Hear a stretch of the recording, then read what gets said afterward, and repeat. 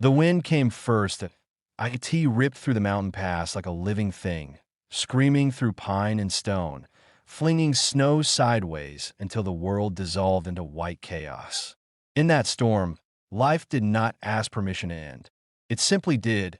Elias Boone felt it before he saw it. His axe was raised mid-swing, muscles tight, breath steady when something in the air shifted. Not sound, not sight, a pressure, a wrongness. 15 winters alone in the northern frontier had sharpened his instincts beyond reason. The forest spoke to him now in silence, and silence was shouting. He lowered the axe slowly. Down the slope, barely visible through the curtain of snow, a dark shape moved, and then collapsed. Elias stood frozen for a heartbeat. He could turn back. The cabin was warm. The fire was fed. Survival in this land depended on knowing when not to interfere. The mountains punished mercy. Then the wind carried something fragile across the storm that a broken sob. Not loud, not dramatic, just enough to prove there was still breath in that body. Elias swore under his breath and started downhill. Each step was a fight. Snow swallowed his boots to the knee. The cold gnawed through wool and leather, biting into old scars that never truly healed. When he reached the fallen figure, he saw immediately that this was no hunter, no drifter hardened by the wild. She was young, too young for this place. Dark hair clung to her face in wet strands. Her dress was torn, thin, useless against the cold. Her hands shook violently as she tried to push herself up again, slipping in blood-stained snow. And beneath the layers of desperation, beneath the filth and fear, there was a truth that stopped Elias's breath. She was pregnant. Her eyes found his boots first, then slowly traveled up to his face.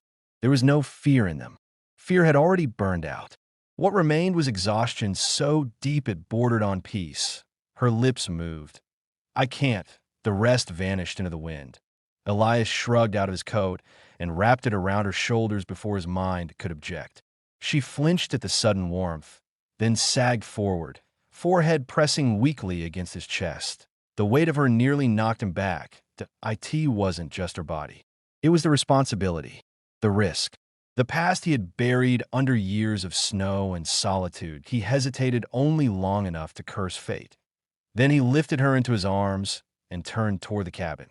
The storm followed them, angry and relentless, as if offended that something had been taken from IT. By the time Elias kicked the cabin door shut, his beard was crusted with ice and his arms burned from the effort. He laid her gently on the narrow bed near the hearth and moved with practiced urgency. Fire, water, blankets, the cabin filled with heat and shadow.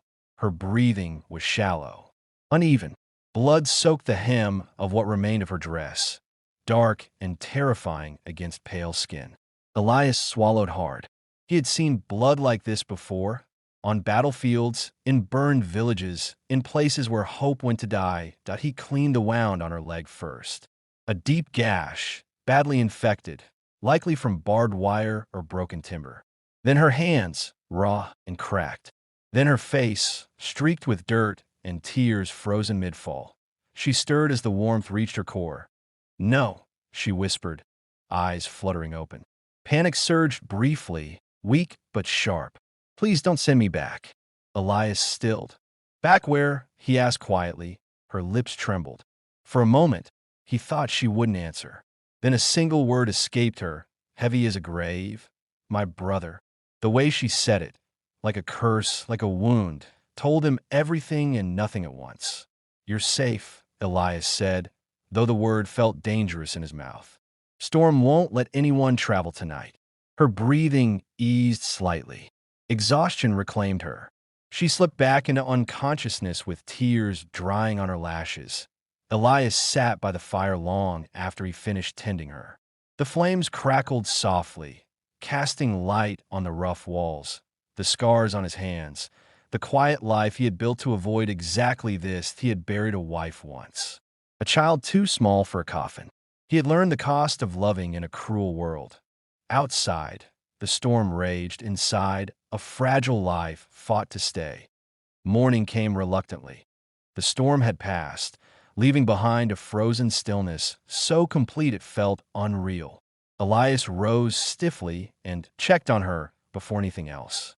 She was awake now, propped slightly against the wall, eyes alert despite the pain etched into her face.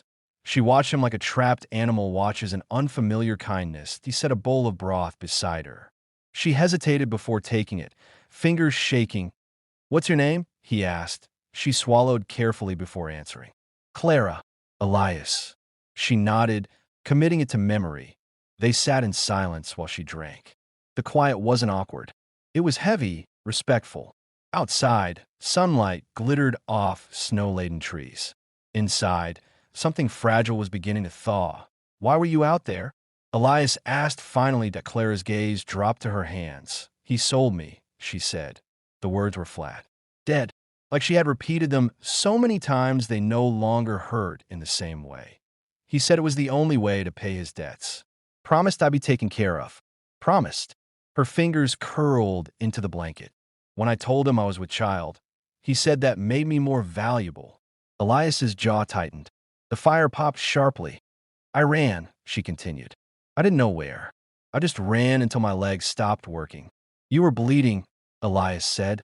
She nodded. "I fell. Kept getting up. Then I couldn't anymore." Silence settled again. "You can stay," Elias said at last. She looked up sharply. "I can't pay you." "I'm not asking." Her eyes searched his face for cruelty, for expectation, for the price that always came later. She found none, only a man worn thin by loss and weather. "They'll look for me," she whispered. "Let them," Elias said. That night, as Clara slept under layers of blankets, Elias stood outside the cabin and stared into the endless trees. He knew what taking her in meant. Men like her brother didn't forgive lost profit. The frontier remembered blood. But for the first time in years, the silence around him felt less like safety and more like waiting. And somewhere deep beneath the snow and scars, something long buried inside, Elias Boone stirred, fragile and dangerous as hope. Morning did not arrive gently. The storm had torn through the night and left the land raw and exposed, as if the earth itself had been stripped of its defenses. Clouds clung low to the hills, dragging shadows behind them. The air smelled of wet dust and iron. Every sound carried farther now. The drip of water from the eaves, the restless shift of the horses, the slow, steady breathing of two people who had survived something they had not yet named. The cowboy woke first as he sat at the edge of his bed, boots already on, hands resting on his knees. Sleep had come in fragments, images of lanterns in the rain, a woman's silhouette cutting through darkness, the echo of a gunshot swallowed by thunder. He touched the cut on his brow, now stiff with dried blood, and winced. Outside, the land looked different. Cleaner, more honest. He stepped onto the porch and scanned the horizon. No movement, no astras, but the quiet felt temporary, like a held breath behind him. The floor creaked. She stood in the doorway, wrapped in a spare blanket he must have left out without remembering. Her hair had dried into loose waves, dark against her shoulders. She looked smaller in the morning light, not weaker, just human. "They'll come back," she said. That it wasn't fear. It was fact. He nodded. "Maybe not today, but soon." Yes. They stood side by side, looking out at the same land, carrying different ghosts. He reached into his pocket and pulled out the 2 coins. He held them for a moment, then placed them on the porch rail between them. "You can keep those," he said, "for the road."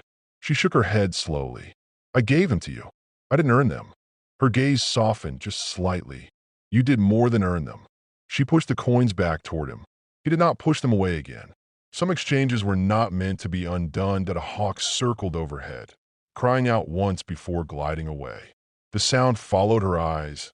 "I can't stay," she said. He had known that before she spoke it. Still, the words landed heavy. "They won't stop hunting me," she continued.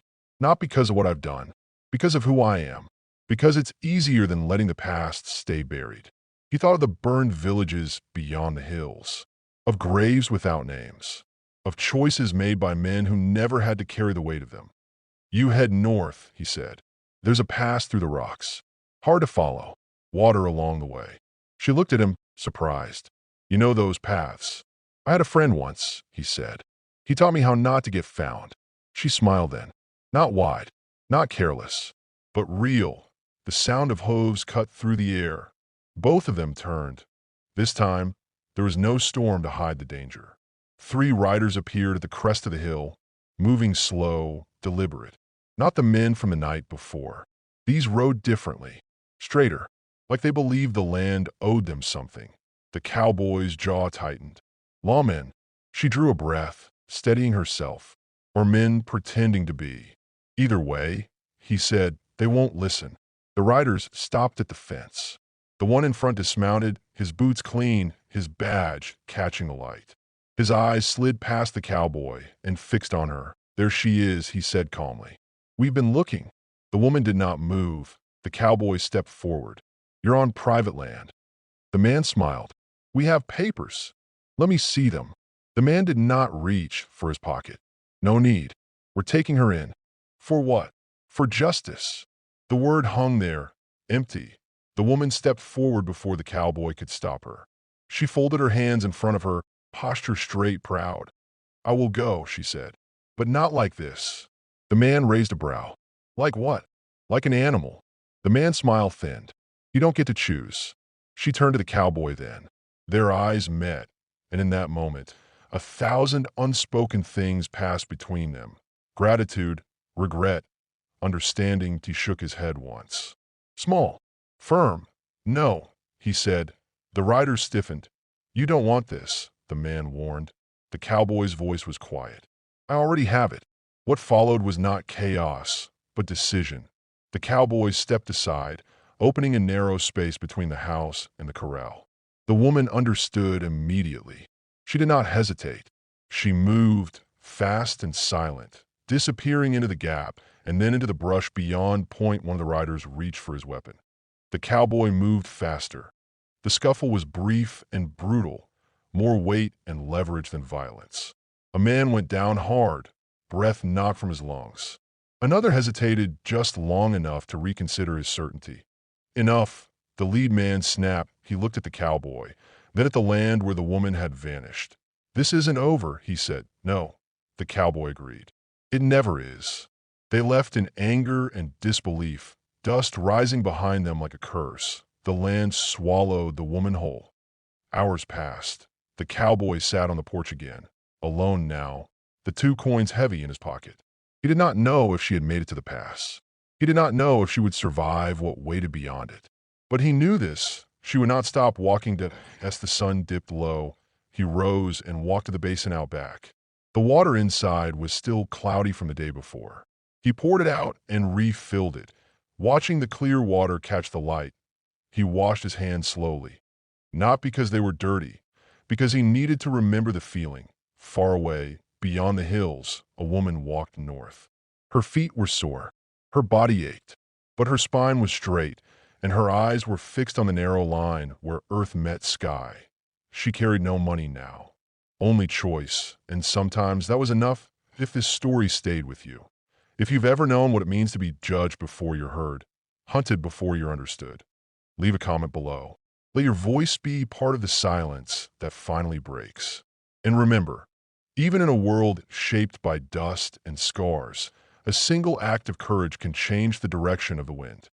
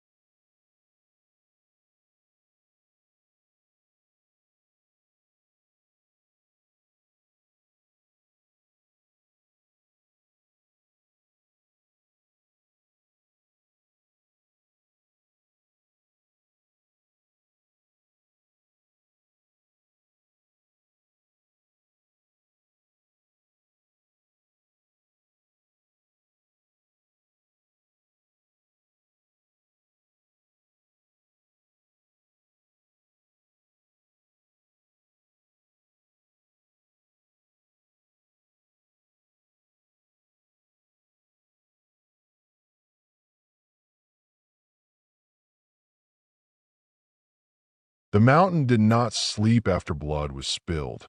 It watched. Dawn broke hard and cold, light slicing across the basin like a blade. Smoke from the burned remains drifted low, carrying a scent that clung to the air and to memory. Elias stood outside longer than his body allowed, leaning on the rough-hewn post, eyes fixed on the tree lean where the last man had vanished. The quiet felt temporary, like the pause between heartbeats. "They'll come back," he said. Lena joined him, her boots crunching softly in the snow. She followed his gaze but did not flinch. "Maybe," she replied, "or maybe they got what they needed." He shook his head. Men like that never do. Inside the cabin, they prepared without ceremony. Elias checked the remaining ammunition, hands slower now, pain sharpening with every movement. Lena packed food, dried meat, what little medicine she had. There was no talk of staying. The mountain had turned from refuge to trap. By midday, clouds gathered again, dark and heavy, promising another storm. Elias pulled on his coat, the fabric stiff with age and old repairs. Lena wrapped a scarf around her neck, the same one she had worn years ago in the valley. Time folded in on itself. They moved out together, leaving the cabin behind. No looking back, the trail was brutal. Snow at ice, ice at death. Elias stumbled more than once, breath coming in ragged pulls. Each step burned, but he forced himself forward. Pride had kept him alone. Love, it seemed, demanded motion. Halfway down the ridge, the sound came. Horses Lena heard first. She froze, hand gripping his sleeve. Elias followed the sound with narrowed eyes. 3 riders emerged from the trees below, moving fast, spreading out. The scarred man rode at the center. "I didn't leave," Lena whispered. "No," Elias said. They hunted. The mountain closed in, walls of stone and pine hemming them tight. Elias scanned the terrain, mind racing. A narrow pass lay to the east, steep, dangerous, but defensible. "Run," he said. They did not argue. Shots rang out, sharp and echoing. Snow burst around them as bullets struck rock. Elias fired back, buying seconds, precious seconds. They reached the pass, scrambling upward as the riders dismounted and followed on foot. The storm broke then, wind screaming, snow blinding. Visibility dropped to nothing. Elias turned, rifle shaking in his hands, body pushed beyond its limits. The scarred man appeared through the white, closer than expected. "This ends today," he shouted. Elias stepped forward, every instinct screaming retreat. He thought of the war, of the men he'd left behind, of the letter he never sent. "No," he said quietly. "It ends with me." The shot was deafening. The scarred man fell, sliding back down the slope, disappearing into the storm. The others fled, their courage swallowed by the mountain's fury. Silence returned, broken only by wind. Elias collapsed. Lena caught him before he hit the ground, holding him as the storm raged. Blood seeped through his coat, dark and final. His breath slowed, each one a struggle. "I told you," he murmured. "Too old." She shook her head, tears freezing on her cheeks. "You were never too old, just afraid." He smiled faintly. Maybe. The mountain took him gently, as it had always intended. Days later, spring began to creep into the valley below. Snow melted. Rivers ran free. Lena buried Elias on a ridge overlooking the basin, a simple marker carved by her own hands. She stayed until the ground softened, until grief turned from sharp to bearable. When she left, she did not leave empty-handed. She carried his story, his truth, and somewhere deep in the wilderness, the wind carried a lesson worth remembering. It is never too late to choose love. Only too late to keep running. If this story reached you, if you've ever been afraid to turn back, to face what you left behind, leave a comment below. Share your truth, because even in the coldest places, the bravest thing a heart can do is stay.